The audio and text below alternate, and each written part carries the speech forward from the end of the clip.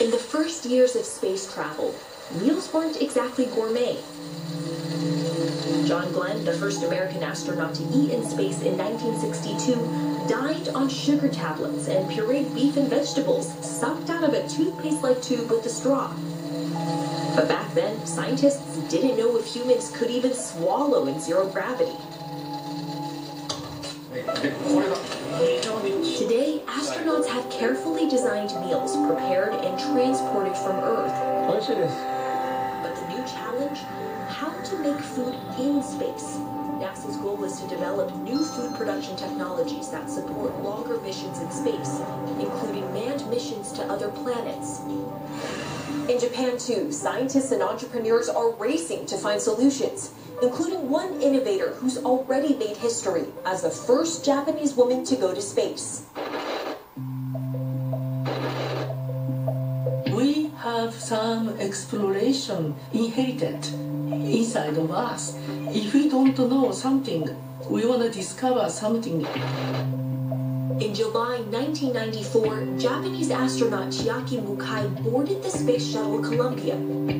It was a milestone for her country, one she repeated 4 years later. In total, Mukai logged over 550 hours in space.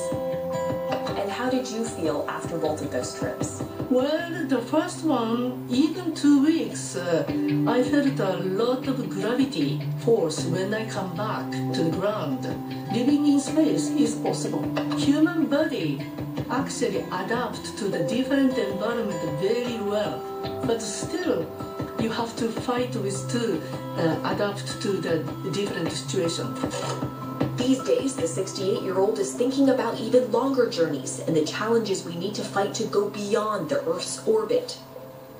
It takes 8 months to go to Mars, which means it should be almost self-sufficient, very independent from the Earth resource.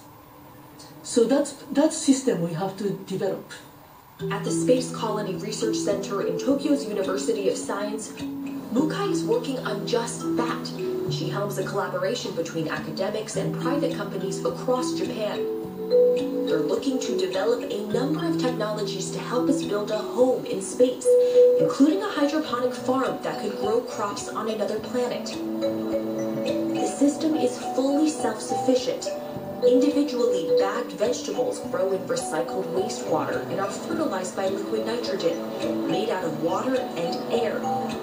She has plans to test the hydroponic farm on the International Space Station in coming years. Her goal is to sell the technology to companies developing space colonies and one day see it for herself. You've already been to space twice. Do you have hopes to go again? Yeah, at least moon. Because I really want to see our home planet, the beautiful Earth from moon. But it's not just about sightseeing. Mukai thinks future generations might not have another option. Earth is very small and the resource is very limited. So the increased number of the population, we may not be able to utilize Earth's environment to live for all of them. Others in Japan agree across many sectors. Ryosuke Sakaki founded Open Meals to develop a 3D food printer that could make the most of limited ingredients, even in space. You got me. Outer space is an extreme environment, and the amount of produce that you can cultivate is very limited. You cannot waste even a bit.